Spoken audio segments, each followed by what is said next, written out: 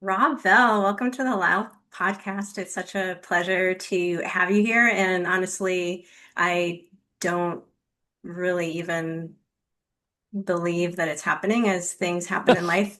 I know that you're just a human, you're just a guy, and but you're somebody that's been uh, influential in my life, going back to many future iterations for you and for me as well, like back to my teens, I remember like seeing Wow. videos Lots of you. of Yeah. L's ago.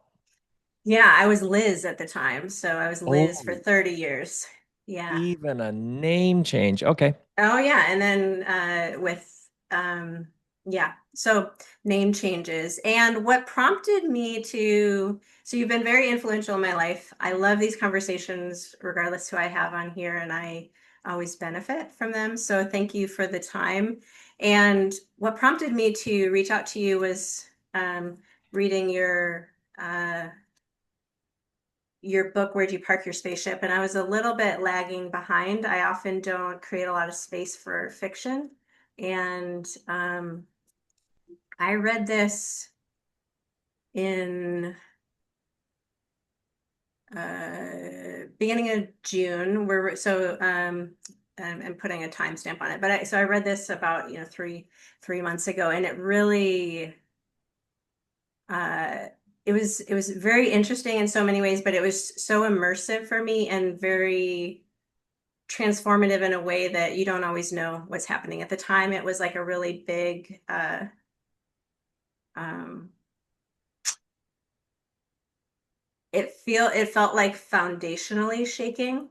And I've had a lot of foundation in my life shaken since then. But I'm so appreciative of this transition in your work and what it's meant for me. And it coincided with a bunch of learning. So I'm so glad you're on the podcast. Well, that's a fantastic intro. Away we go. You just held up book one. Book one, yeah. Love it. Yeah, book one. And honestly, and I told you I don't like research before these. Um, I know you're doing things live on Patreon now. I don't, what book are we on right now? Because this made me want to dive right into it, and maybe life is just really busy. So I'm very excited to read the next ones. But what book are we on now? There may or may not be a book three coming quite soon. Who knows? May or may not. Okay, okay.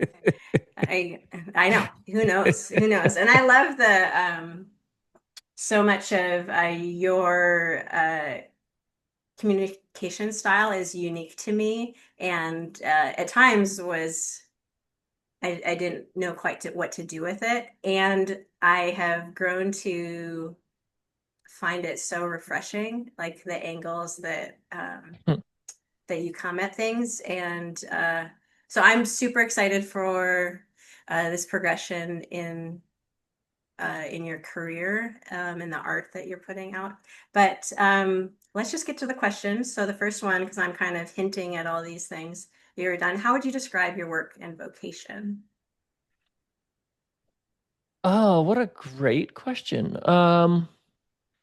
I write books and I write plays and I do these events where people bring their questions and we watch people find clarity and there's paintings and I've been in the studio this week recording some new music. So, uh yeah, I love making things. I love watching people find clarity. So I just sort of follow it. It never felt like a career.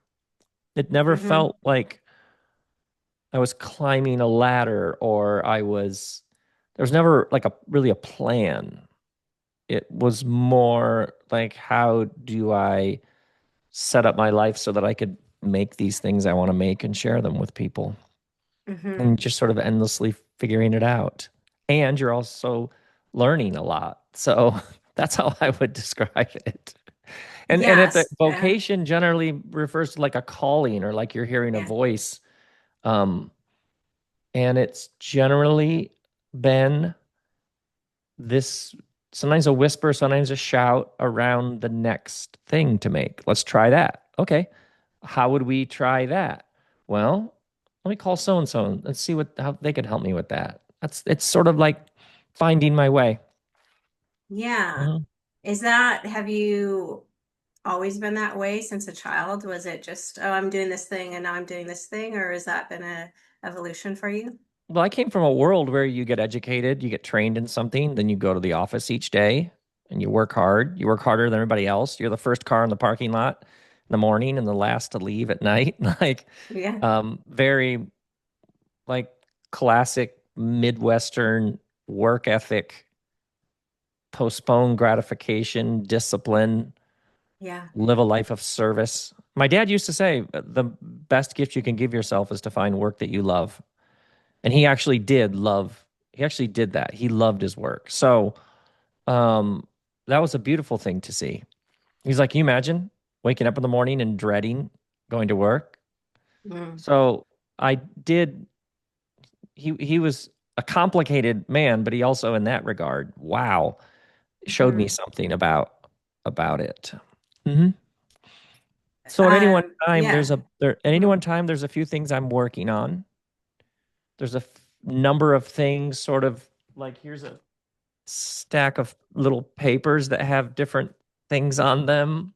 This is for a show I did last month at the Playhouse here in Ojai. So these are the notes on what I talked about.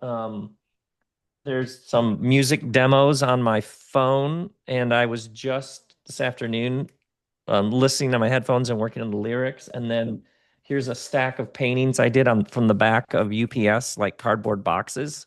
So I wanted to see what would happen if I did spray paint with like bits and pieces of cardboard. What else do I have? Uh-huh. I Here's love some that scrap upcycling. wood. I'm I experimenting with some poured acrylic on this crappy particle board I found in the trash that's got like this rough edge that I use this pink paint to just yeah, so there's uh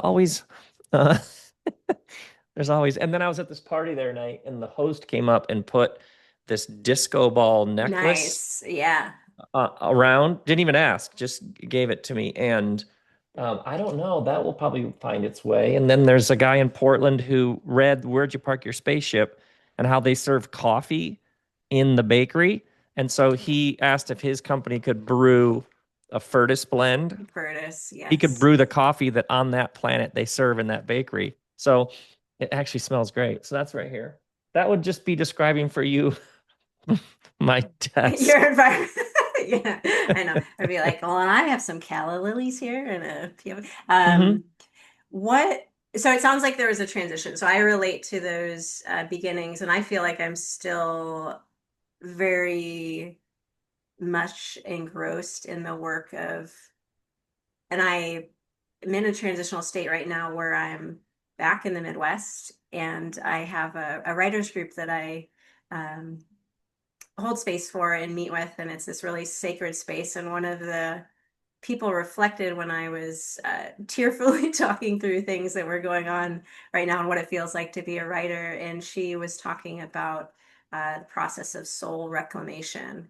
That it seemed like that's what our group was working on, and coming back to the Midwest. There's this opportunity to bring this person that used to be Liz, that's now Elle, and all the iterations of me that there are, and um, be that person in the Midwest for a longer time than I've been. I've come back for visits, of course, but to be here for an extended time. I'm curious, just if there's more that you would want to say about that for you, like that, uh,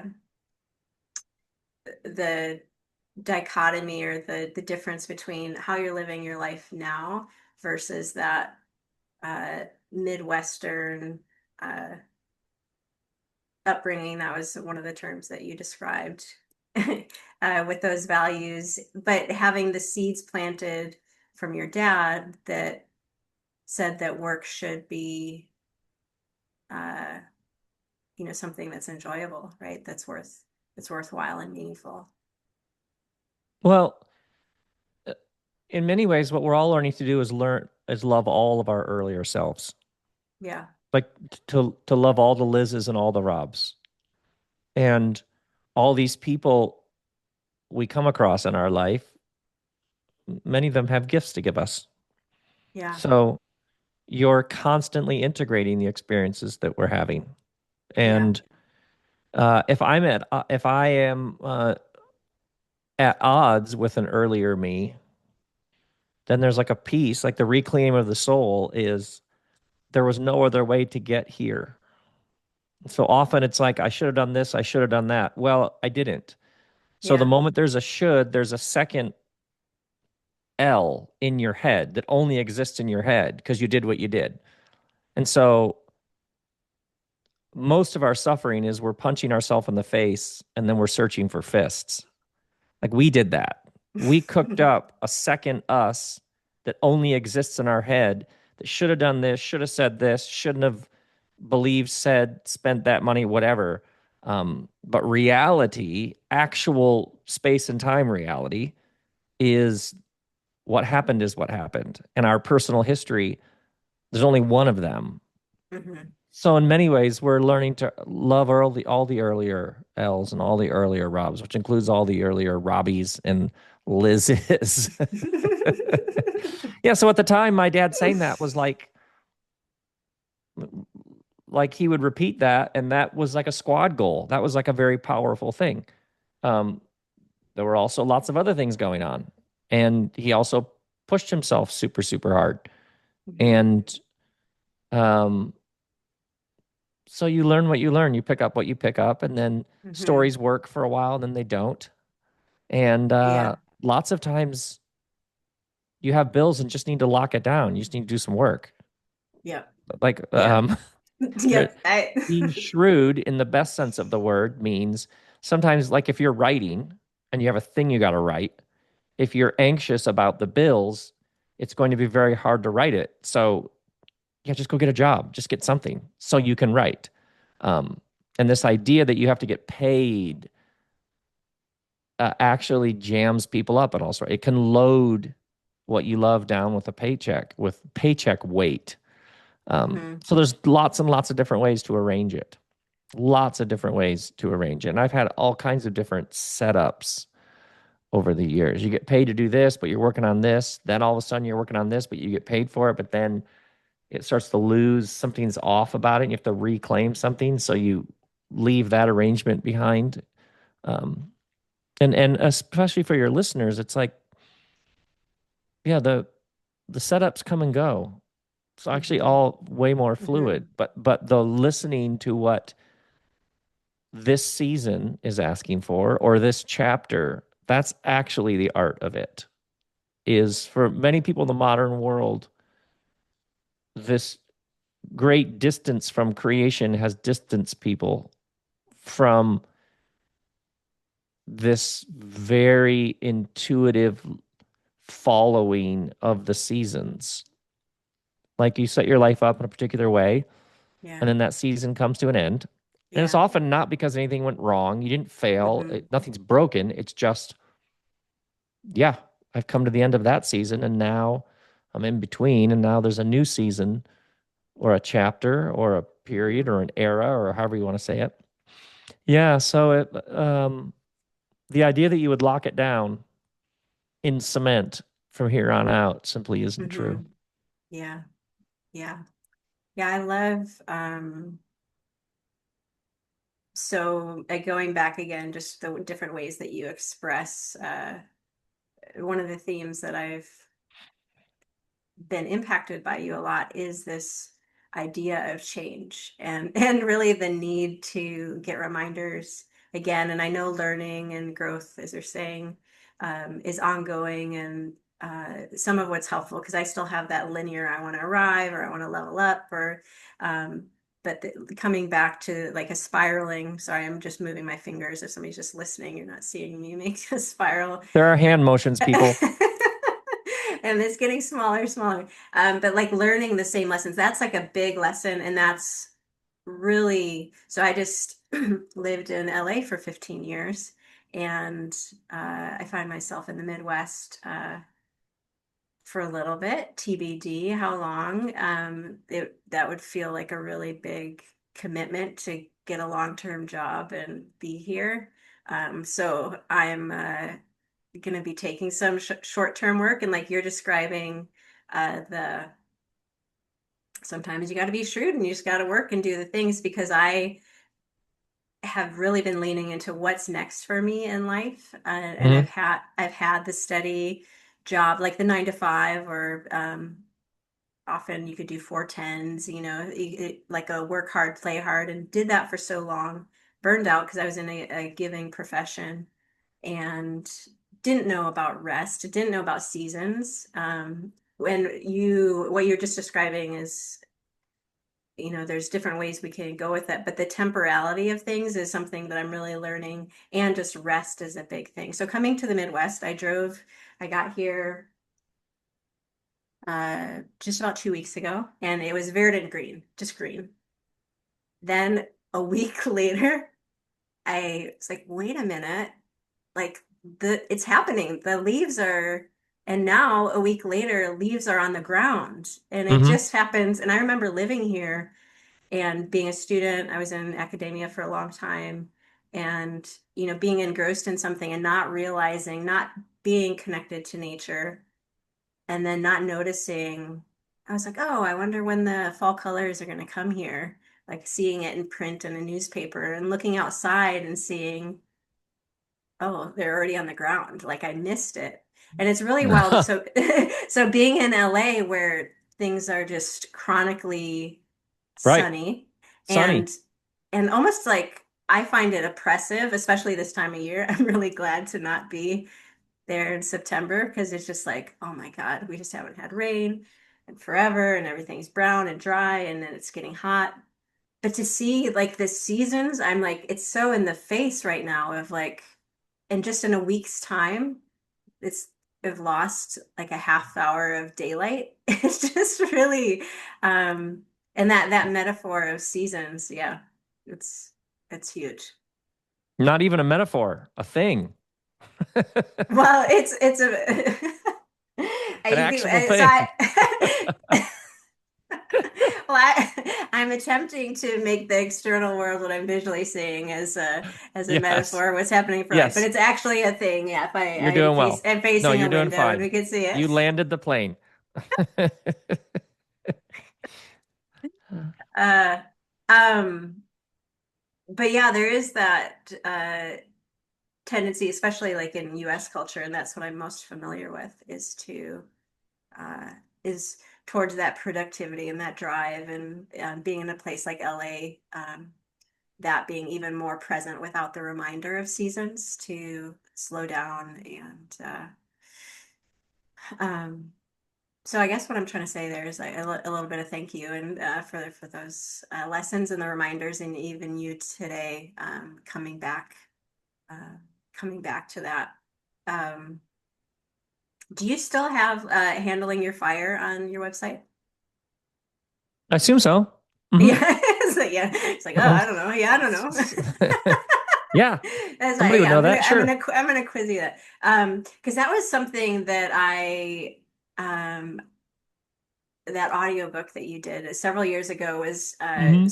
super helpful for me, and relates to what you're, uh, as you talk about vocation, and oh, I'm just doing this and I'm exploring and I'm learning, and how caught up we can get in this notion of, um, and I struggle with that, like wanting things to be the same, and then things changing. So to listeners, if you feel kind of stuck, Rob has like a lot of resources, but that's one that I've gone through that 3 times, I would say, at various points. I think I did a back to back right when Wow. yeah, 3.5 years ago. I was like, it just really helped me out, the concept of setups and threads.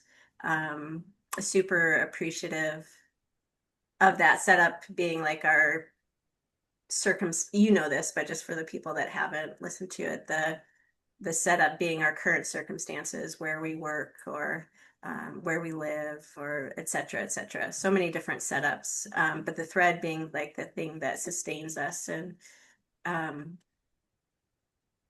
yeah. Thank you. Thank you. Man, oh man, that's awesome. You're welcome. I guess you're welcome. Oh, yeah, yeah, yeah. And I passed it on. So, I mean, and this is the first time I think mentioning it in the podcast. So it's a really, really valuable resource. And at the time, you even had a workshop related to that. And I even got like bumped up and you talked to me in that. So you didn't see my face or anything, but and that was meaningful as well. And one of these days, now I'm farther away, so it makes it a lot harder, but I've been kind of keen to make it to one of those LHI events. They sound All right. amazing. All sparkly. Well, we'll see you there. Yeah, sounds good. Um, well, Rob, what do you think it means to live your healthiest life? I'm very interested in your response here. Healthiest life. Well, the first question is this sustainable? And in my own experience, and I've noticed with lots of other people, we have a gauge on our dashboard that picks up whether we're the pace that we're moving at and how much we are doing and the rhythms of loud and quiet and movement and stillness.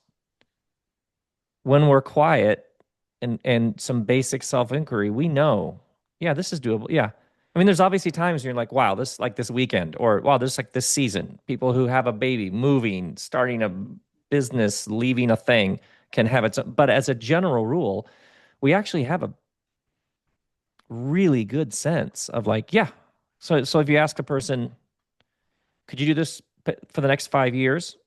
And at the end, and in 5 years, you'd have more vitality, more ideas, more sense of a beginner's mind, more sense of this is amazing that I get to meet me, or less. Lots of people instantly can be like, yeah, this is good.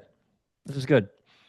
So in my experience, we actually know ourselves in that sense quite well. It's just lots of noise around us or voices in our Hmm. head or on our Hmm. shoulder can block that. So that's the first thing I would always ask a person is that seems to be like the place that you would start. And oftentimes, even the sense that this is a tremendous gift to be a human. And lots of people like the work that I do with people where I sit across from them and they bring their question. Oftentimes, if the person expresses anything along the lines of cooked, stressed, burned out, losing the zhuzh, the um, I'll often just ask the person, "Do you take very good care of yourself?" And most of the time, the person who is expressing that kind of something about this isn't working will say, "Yeah, no, I'm terrible at that." Or another one that's really interesting is there's a very direct relationship between weariness and despair. That there is a, and by there's tired, but then there's weary and fatigue, which move beyond the body. They move into the soul, heart, mind, spirit. It's not just, I need a couple days off. I just need a good night's sleep. It's like no, there's that often immediately goes into despair. What's the point? And when you listen to people talk who have like a things have gone flat, like a what's the point? Almost like losing your taste buds for life itself. And you ask the person, uh, how tired are you? They're like, oh, I'm exhausted.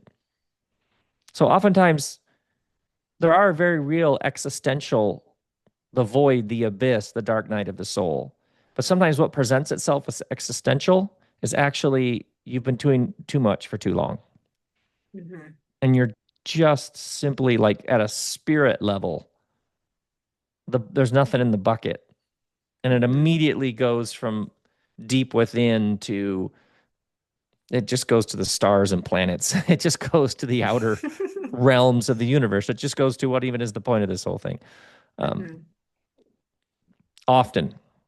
Mm-hmm. So or I've often noticed people who will tell, if you just ask a person what feeds your soul, people generally have answers.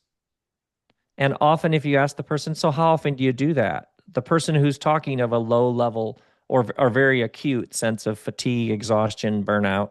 And if you say, well, what feeds your soul? And they'll give you this. Well, how often do you do that?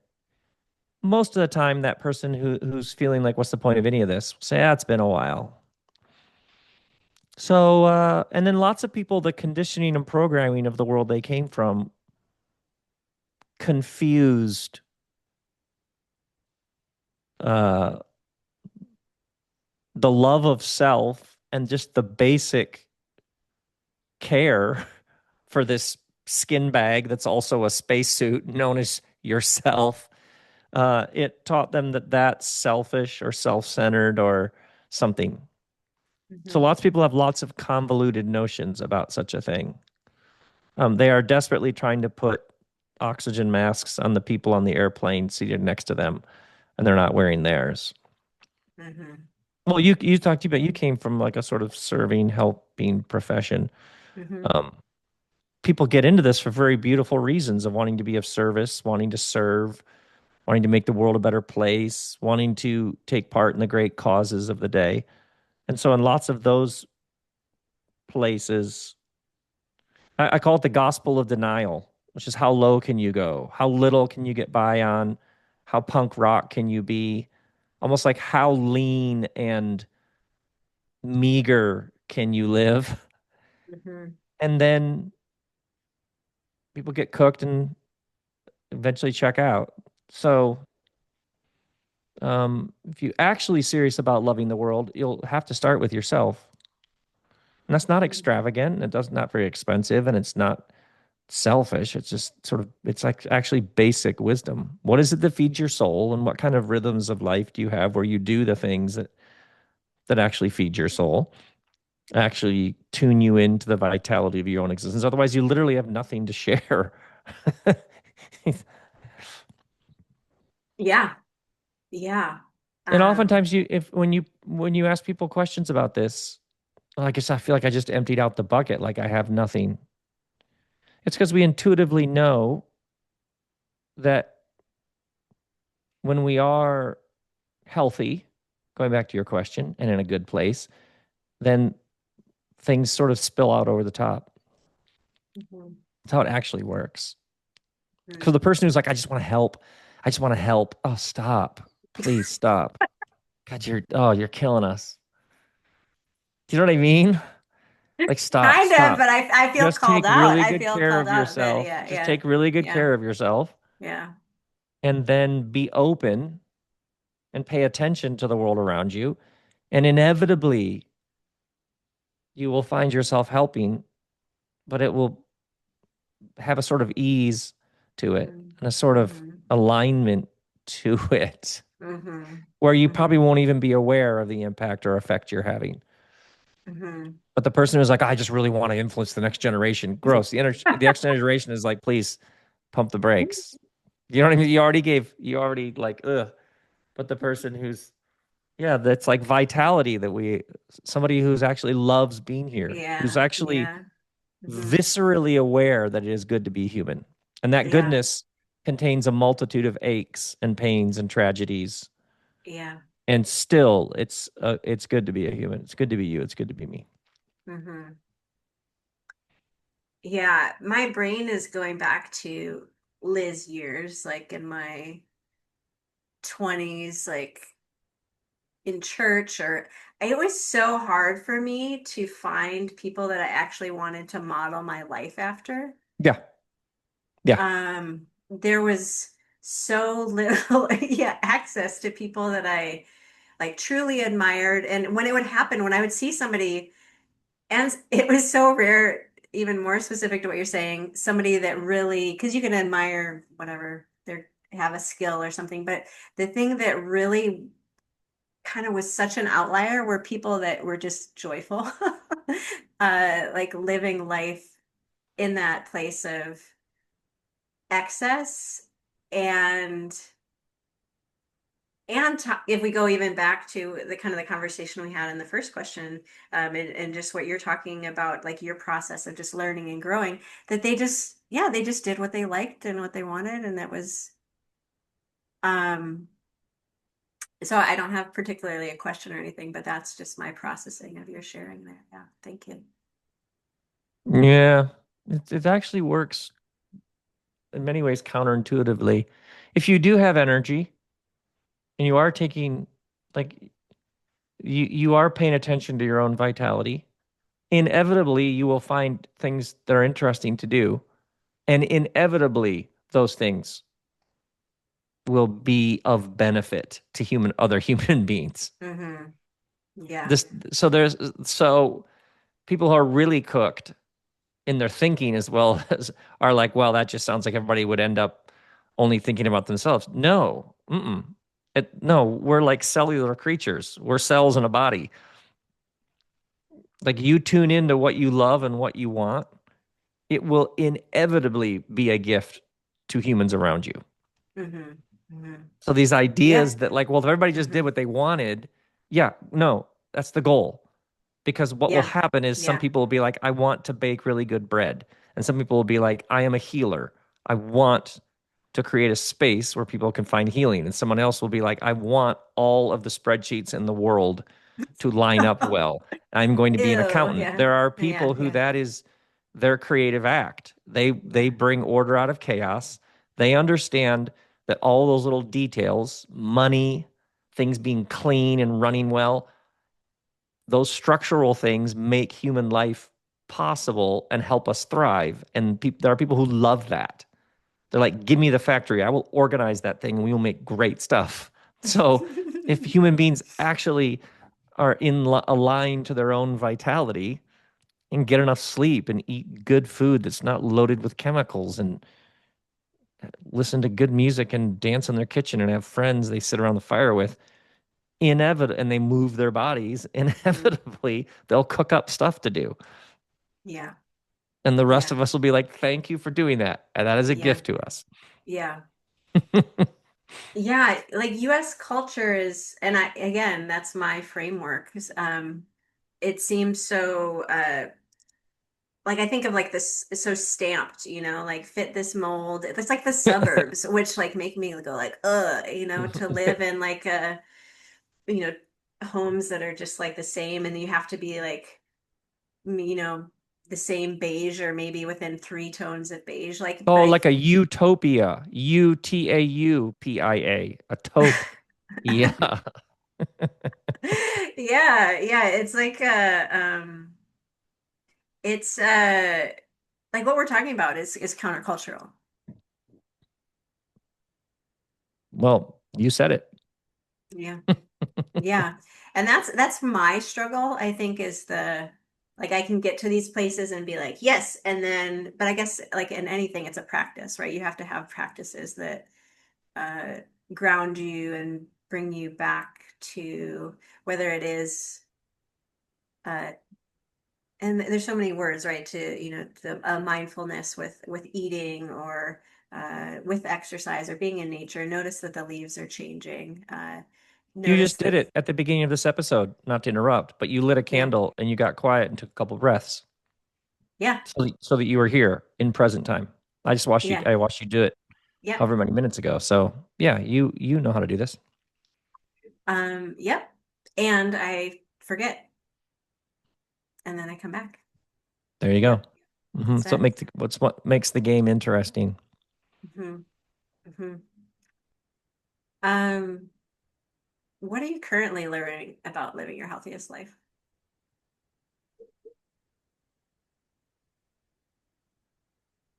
That grief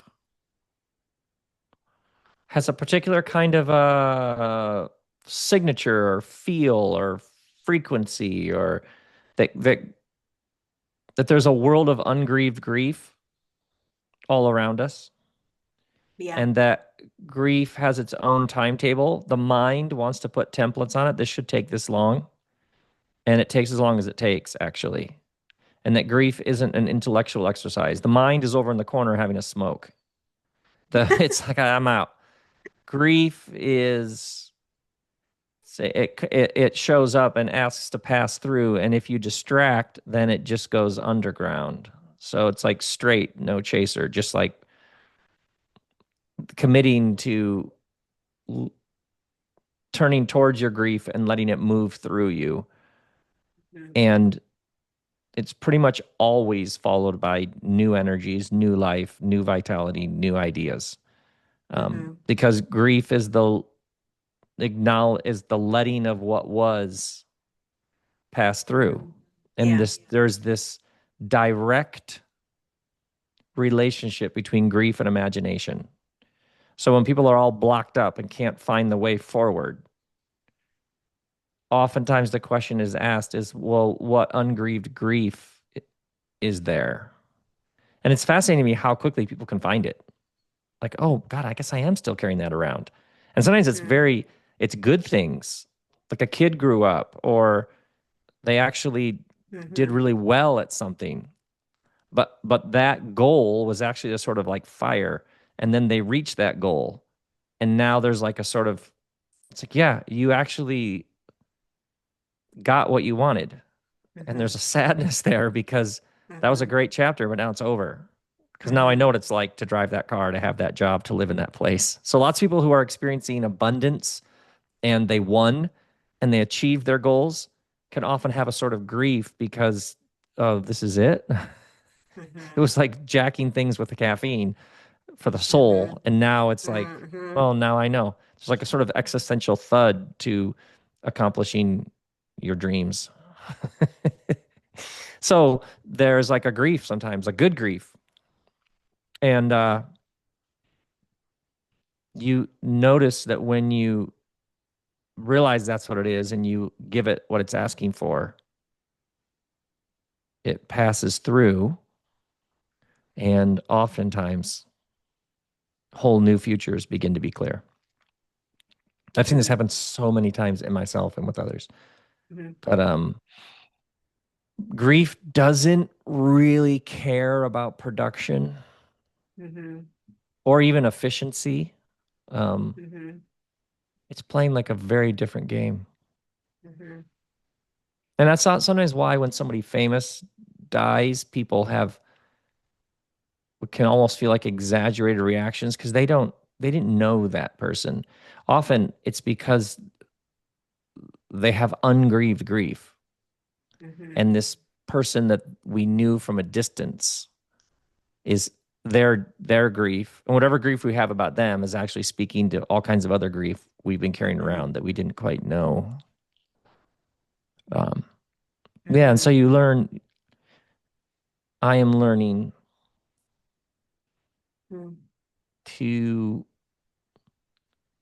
it's like not a friendship, but it's like a communion with it.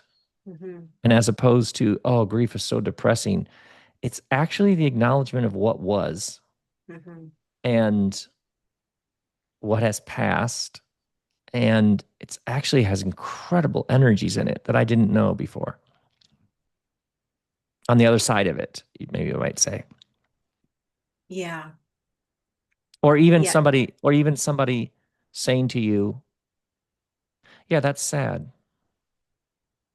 And allowing your, yeah, that is sad. Mhm. Weirdly enough, if you want something to feel less sad, acknowledge the sadness that it does bring you because that's a very real. So Like for letting many it people, flow. for Mhm. many people in the modern world, there are good and bad feelings, emotions, responses, sensory experiences. And when you move to no, they're just all feelings, senses, emotions. When Mhm. you move them from bad and good columns to simply they're your responses. Mhm. They're just your responses. And that the Mhm. mind overlays on them. This is good, this is bad. Anger, uh, Mhm. you could say this person breaking things and being violent and angry is like horrible. Sure, violence is super destructive, but your anger might simply be your will is blocked. Mhm. Yeah, it's good that you have a will. You want those vulnerable people to be protected. and they're not being protected. Somebody is exploiting them and you're angry about it. Good. It's good that your will is being, that's good that you are angry here. Mm-hmm. Let's turn that into Mm-hmm. fuel. That's good fuel. Mm-hmm. Let's stand with those people. Um, so that, in my, in my experience, or what I am noticing is how many people, like the collective sort of intelligence about these things is rising. Like more Yeah. and more people are noticing, oh, I have a whole world of overlays I place on these very real human experiences. People even saying this like, oh, that's so human, which is a really weird thing for modern, sophisticated people who listen to NPR to be talking about and have Spotify and Apple products. And they're being like, it's just so human. It's almost like, well, what else would this be? But you can just Mm. see how many of us our there's something about being human that we are claiming or embracing, that like even the person, have you ever been to a funeral and the person's giving you an eulogy and they start crying and then they say I'm sorry, I'm sorry, just give me, you're fill in the blank relation to the person who died. The body is in a box right next to you, and you've lived your whole life in communion with this connection with this person, and you're telling us how much you love them, and you have emotion, which means you're having to pause, and you're like, I'm just noticing how many people aren't apologizing. Like, yeah, this is Uh-huh. actually a very normal response to this moment. Yeah. Yeah. Was Or even that for parents you? who are like, Mhm. think about parents who are like, I'm kind of losing my shit right now. I'm and are catching themselves from being like, I'm such a bad parent. Like, yeah, Mhm. very normal response if you have Yeah. kids who are like defecating on the dining room table or whatever that is. Or you think about like workers who are like, yeah, I'm just not feeling it, the worker bee thing today. Yeah, because the system is designed for you to override actual feeling in order to get stuff done. Um, yeah, so anyway, as my We daughter took would say, nice TED talk, we, Dad. we took a journey there. We took a journey. Um, so grief is something that you're learning about. Are you also learning Oh, about that's right. anger I had and the already other forgotten things? the question. By Yeah, the end of yeah, my answer, I'd already forgotten the yes. question. That's if you talk long enough, you'd be like, I don't even know how I ended up over here. And you're in good company because I enjoy a good conversation where we just take a tangent and go with it My and we goodness, have there are no fun. tangents, but yes, that was one. Um, yeah, I too find that there's or I'm finding that there's many flavors of grief, and I can relate to. I used to be like a crier. I could access emotions like sadness watching movies or things like that. I think that seems to me like that would be an example of this un unfelt sadness or grief of things, and um,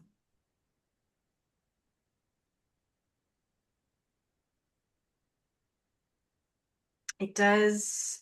I had I knew there was something else I wanted to say, so I'm just giving space, and I think it's here.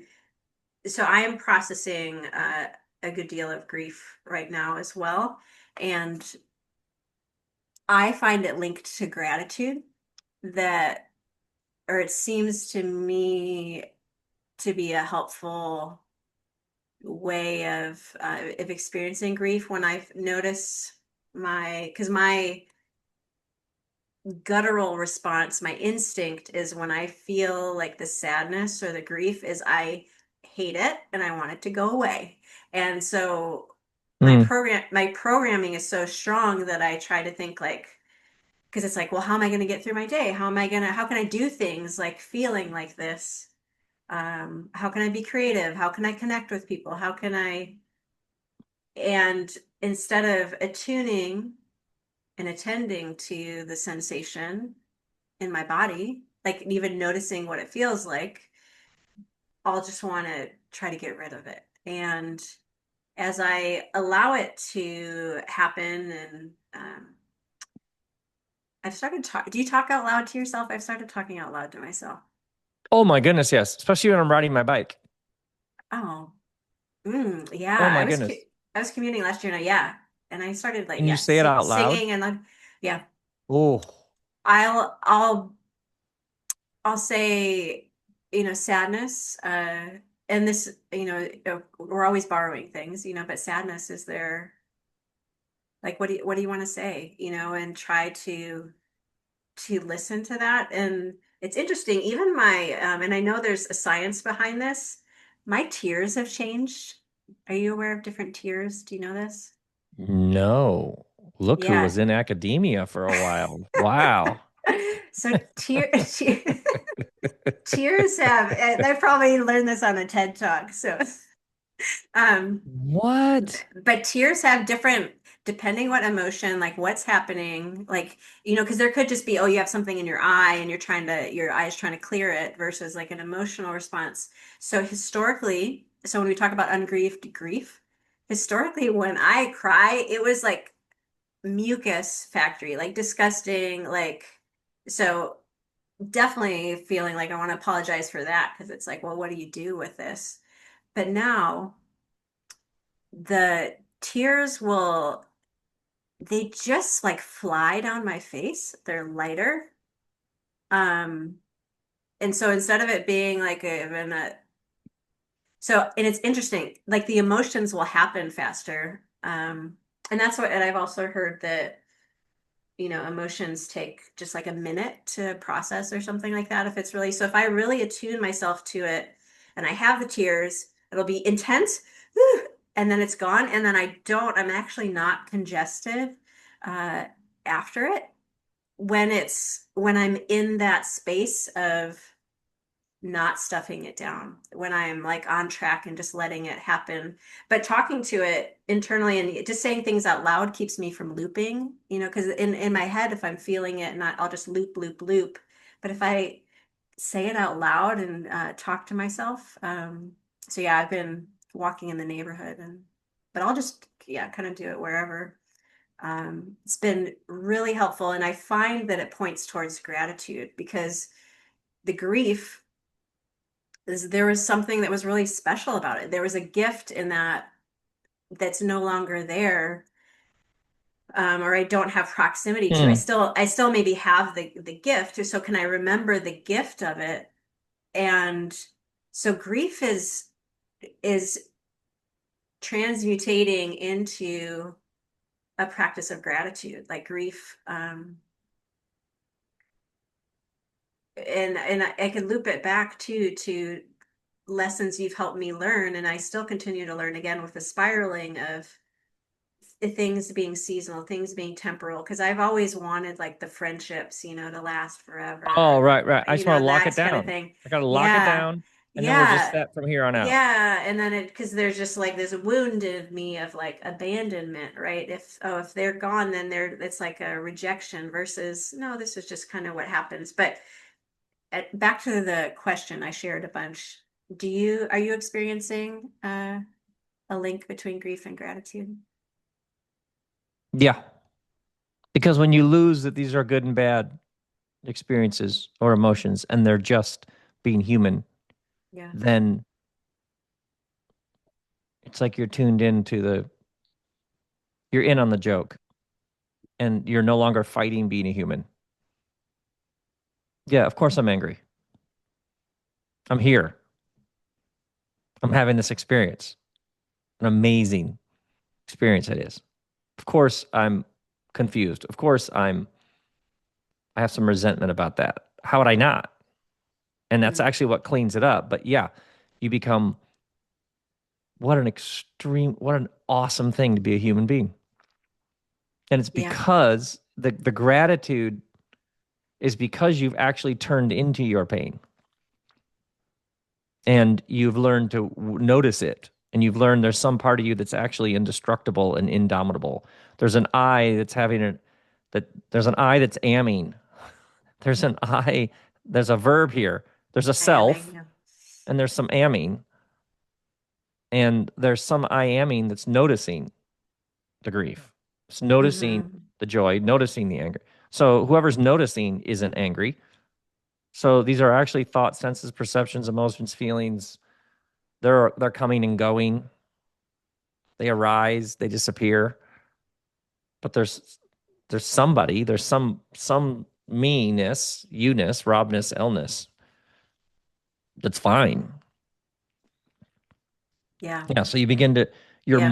you're feeling it more than ever, and you're also tuned into the you that's behind the you that's behind the you that's bulletproof. Hmm. Yeah, yeah, and gratitude is a huge, huge, yeah, and that pretty much only ever takes you into more wonder and awe. Even if Hmm. you're absolutely wrecked, you're barely hanging on. And what a thing to be a human. Yeah. Yeah. Totes. Totally. Yeah. Um, per usual, there's many things in my head, and we could continue to, I could pick many lines of conversation from that. But, um, and you've already given a TED talk, but you can give another one. Okay. I'm going to cheese all you up here. What is something that you wish more people knew about living their healthiest life? That I wish, I don't really think about that kind of thing. Huh. Uh, well, there's always something new to try or do or let go of. We don't actually need massive life altering transformations and changes. We actually just need one or a couple things, or maybe one thing. Like, try this that can light us up for days. Like, how many people, I imagine you have noticed this, how many people are now realizing that when you take a carload of stuff and donate it to Goodwill, Oh, yeah. it's it's more of an adrenaline hit than going shopping and coming home with a carload of stuff. Yeah. I Yes. cannot Yes. believe how awesome it feels to hand that person boxes of stuff Yeah. and how it changes what you then do purchase because you're like, yeah, I don't want more stuff. Like you Yeah. become so much more airtight, discerning on what you do let in the front door. Yeah. And how in the world is simply taking things out of your closet that much of a hit? Yeah. It feels so good. So you just think about how many people like I what you could know sold about your healthiest many. life. Um, go through your house and give away whatever isn't awesome. All right. We had a little tech issue. Okay. New things all the time. Well, that had Hmm. never happened in a podcast before. Where were we? Giving stuff away. Giving stuff away is so surprisingly generative in a and liberating Yep. and um and I'm even linking it to, selling things on the used market, right? Where uh maybe it's not necessarily just donating, but you're meeting somebody from Craigslist or offer up, and you get to find a little bit of their story of they're going to use this for a business. Or I had a trumpet. I played trumpet fifth to eighth grade, and then I had it till a few years ago. Just carried it around from garage to garage, and the various states from Wisconsin to Illinois to California to Portland back to California. And I posted on Craigslist or offer up or whatever, and I meet the family, and they had to sell it to a pawn shop. Like the dad was in a mariachi band, and they had health issues, and I had this really nice quality trumpet that had some cosmetic damage, but still really sounded really great. And like the joy that it brought, or selling an old guitar, and then um, the mom is going to learn it to connect to her kids, or the camera lens that I let go for a good deal, and it's going to help this guy's business, or the mountain bike that I had for 20 years that is this like teenager from urban LA. It's going to be his first mountain bike. He's been on his fixie like around town, and he's um and just like the in garage sales and just releasing and just the donating, just getting just lightening up things. It's so surprising, and I'm in the process of going down. I guess as we get older, we tend to accumulate, right? When I was in college or you're starting out, you don't have too many things. But that you just acquire, acquire, acquire, and then this process of coming down. And I know there's a movement of that too. Just a lot of people, because, and that's if I can go back to even like where do you park your spaceship? Because we haven't really, um, and it's been a few months since I read it, but you discuss in there a lot of the relationship to material Oh, the characters things. are Yeah. talking about the relationships. Yeah. I'm not Yeah, not discussing not anything. you, not you. Great, great. Yeah, because you do have I've heard you talk a little bit about your experience of writing it, right? You just like woke up and it, Yeah, it came, yeah. you're just like a conduit, kind of. Was that your experience of it? Well, I'm not saying anything in the book. I'm just watching all these people with you, and I love them. I love them I'm too. fascinated with So, what they have okay. to say. Their lives Okay. are just fascinating. I can't wait to see what happens next. Okay, so you're a bit discriminating in how I say things. Let's see. So how do I have to reframe my question to actually get it answered? Um, the characters in the book, there seems to be like a reckoning with, yeah, things in space and place.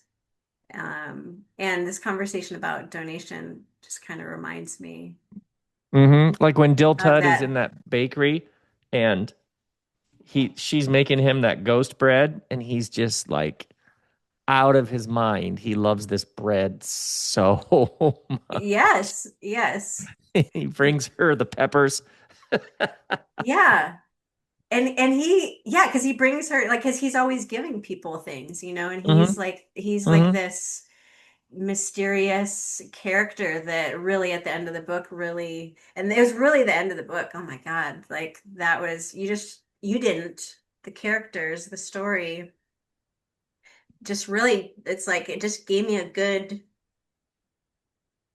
shake about like what are we doing, and like the potential of life and what it can be. Yeah. Um, Yeah. and like the power of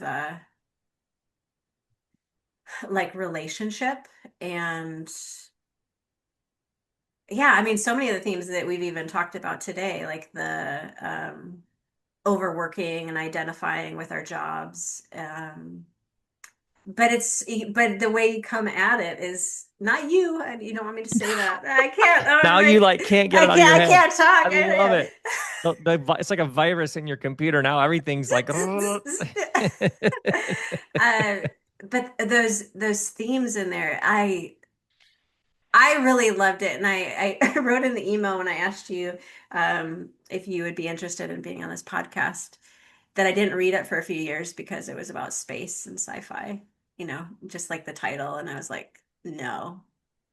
And as things happen, they happen when they're supposed to, right? And I read it when I was supposed to, and it was just I can't say it's for everybody just because nothing's for everybody, but I can't recommend it more strongly about, and I am also really excited, or what is the emotion? It is exciting for me to hear vicariously about what your experience of creating it was hmm and your relationship uh, to the end result, this physical thing that was created that it does say your name on it. I take full credit as I also Okay. say, yeah, don't ask me. Um, Yeah. yeah, it's interesting. The people I've met who have said I don't read fiction. Yeah. They're like to them fiction is like a second class category, almost like Yeah. less real. Yes. Um, or almost like below, like almost like come on. Like one interview I did, the interviewer said, I only read books that are like for my benefit, like self-help. Yeah.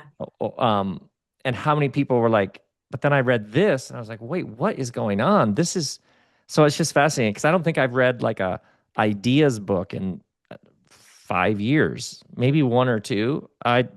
Stories are, I just, I don't even read that much anymore, but stories. Um, so it's just fascinating to me. I didn't know that there are people who are like, yeah, fiction, ooh.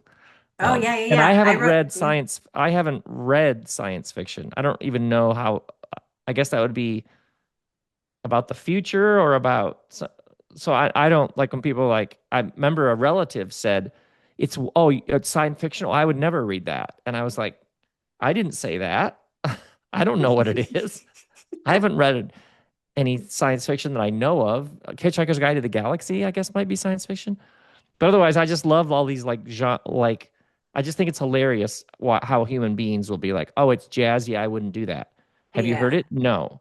Just like labeling, or when you play like a Yeah. song that you love for somebody, and they're like, sounds like." I'm trying to think what it sounds like. And you're like, "Wait, I'm not Yeah.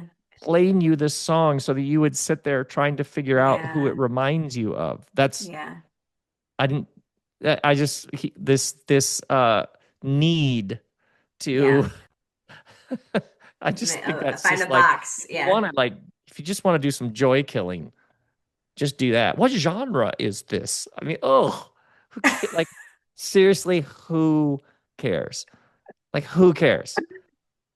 I mean, Yeah. maybe I guess that's interesting to somebody somewhere, but Uh-huh. Uh-huh. But you wouldn't go like you wouldn't find yourself in the self-help aisle of doesn't sound like. I don't know. Maybe I would. Or maybe yeah, you're just open. Yeah. Okay. it's just the idea that like there are these categories that you're either in or you're out, or you do Yeah. this or you don't do that.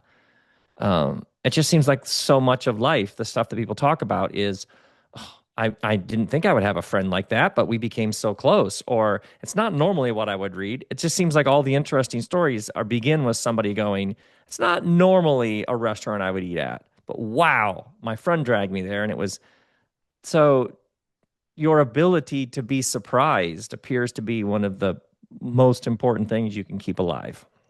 Hmm. Yeah, that's I think great advice for people that so there's always something new to try. There's always something new to let go. So these categories and just routines in our lives that become ruts. Yeah, I thank you for that. I love the idea of uh, generating and nourishing newness and just kind of flowing, like with a river metaphor. That things are always moving and not stagnant, and Got that um, right. so I love it. Two thumbs up. Last, yeah, Okay. yeah. Last question. All right. Here we Um, go. yeah. What is something from your cultural or ethnic background that helps you live your healthiest life?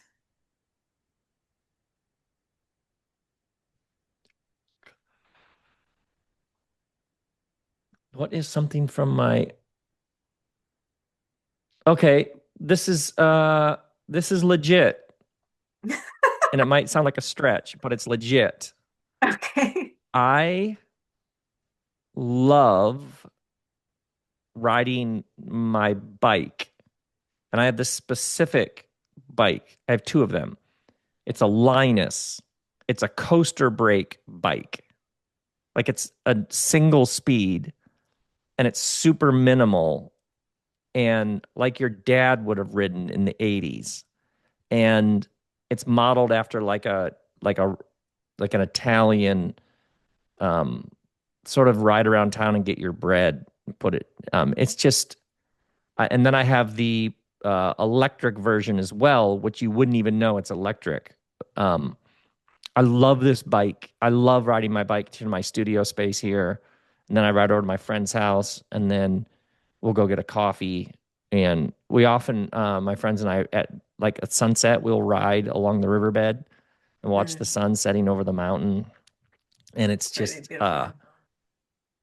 and it's something about, but I'm Danish. My grandfather came here from Denmark, and when he was 19 to Los Angeles. Oh, And when you're in Copenhagen or all over Denmark, but the Danes, they ride bikes. Like Denmark is designed, you can, like Copenhagen's designed so you can get places faster on a bike than in a car. And I like feel that bike thing. Um, yeah. yeah, like I just like bikes, but also literally my lineage has like a bike thing, which as Hmm. Americans, I mean, much of Europe, and especially like Netherlands, um, yeah, people ride bikes. Hmm. And here it's sort of like, who's that person in that tight neon outfit that is like, people are honking at them, like, we don't have to share the road. And just when you're in Europe, you're like, why would you take a Yeah. car? I don't Yeah. get it. It's Yeah. like 3 miles. Um, and so that is something that turns just my commute, Yeah. if you even call it a commute, commute is not even the word for how much I enjoy getting on my bike. Communion. Yeah. Sometimes I'll talk to a friend on the phone. Sometimes I'll eat a banana while I ride. Sometimes I'll Are you listen. ready? No hands? Mm-mm. No. Um, It's pre-peeled. and How is this happening? Yeah. oh, good question. How does that work? I start the peel and then I maybe peel with my teeth. Um, I can't believe what a massive difference it makes. Something like that. Yeah. And and Yeah. and anybody who's like, this guy, where'd you park your spaceship? Like, what a bite. Not No, these are the kinds of things that actually tilt an entire life. Like you meet somebody who's like, I started getting up earlier in the morning and going for an hour walk. And it like just how Yeah. many people I've met who tweaked like one thing, or people literally know a farmer, like Hmm. get fresh food that a farmer grew, regenerative, organic, etc., so that you know the name of a farmer and watch how much it affects your relationship with food to know a person who grew a bunch of the food you eat. Like there are these very, very simple things people do that they just literally, it's like you're healthier, just better. Yeah. Yeah. But this is something you enjoyed. Like this wasn't a work thing, right? You Well, weren't it's like, oh, let me fascinating. have a new habit or My son Trace and I often talk about how if there isn't some kind of pleasure, if it doesn't tap into some sense of pleasure, you probably won't stick with it. yeah. So like people are like, I just gut out that workout. Doesn't mean that every day you'll come with the same level of sort of intensity, but if it isn't at some level pleasurable, like even a diet, it's like, oh, it's the Hmm. worst. I have to. Yeah, that's why when it has some level of pleasure, it generally becomes just how you live. Yeah. And if it has some level of agony, it may work for a season. That's fine. Hmm. But what you're looking for is something where it just becomes like, of course Hmm. I would. Yeah. Did your Yeah. family ride bikes like your dad and your Everybody had brother? bikes. And I remember we Everybody? would ride here and there. Yeah. I've always loved, I had a bike in college named Judy that I loved. Oh my God. I love Lo- naming too. loved this bike so much. And then it came time to like go home. Either I think it was Christmas break or summer break, and I didn't know where to put her. So I like hid her out past the railroad tracks in the bushes. And during the break from school, then I went home, then I came back to college and she wasn't there and I was devastated. But I'd heard there was going to be a police auction of bikes they had found unclaimed. So I go to the police auction and they have a time before the auction where you can go through all the bikes that are coming up for auction and inspect them. And I'm going through this massive array of bikes and I find Judy And there's a Judy. guy standing over Judy, like Uh-oh, back examining her off. because she Yeah. was beautiful. And Left out in the I rain. walked up to the guy and I was like, don't even think about auctioning because I will. There is no amount of money. This is my bike. I'm gonna have to buy it back, Yeah. but I will win. So don't even bother. And you're gonna jack up the price for me. I was like so sort of stone cold and appealing for him, and I bought Judy back. Oh, it's so good to be. I'm a bicycle lover. I think it is so any errand you need to do, any outing, um, so much fun. I rode the other night to get some pizza in a backyard of my friend's house. They had a Yeah, backyard pizza oven, and it there we was go. yeah. Yeah, And there we go. if you're ever in Madison, um, the trail system here and like the just bike lanes everywhere. It's just there's Yeah, people biking everywhere. yeah, there we go. That's living. That's living right there. Yeah, I love it. Rob Bell, thank you so much It's a for pleasure. your time and being on the podcast. I look forward to having a re-listen. I know I'll benefit from it, and I know the listeners will as well. Thank you so much. Thank you for having me on. To All all the the listener, best. yeah, to the Lyle listeners, may you always see the blessing. Thanks so much for listening to this episode of the Lyle podcast. I hope to see you at the next one. You can make sure that that happens by subscribing on your favorite podcast platform. If you're new to the podcast, go ahead and listen to past guests. There's really just a wealth of knowledge there. This is a passion of mine to help you live your healthiest life, and to do that together in community. Contributions would make this work so much more easy, and you can do that via the show link in the show notes or the website through Ko-fi, and the website is www.theellebetrel.com. You can join the newsletter, the Lyle newsletter, via the website and show notes. There's also opportunities if Instagram is your thing. I'm on there on occasion, and you'll look for the Lyle community, and Lyle is LYHL. If you want to see the video of this, if you're not already there, you want to go over to YouTube and you'll look for the Elle Botrel, and you'll be able to watch videos from there. Merchandise options to help share that positivity, helping others to live their healthiest life. And you can find that via the website or emailing me at info@theellebetrel.com. Thanks so much, and may you always see the blessing.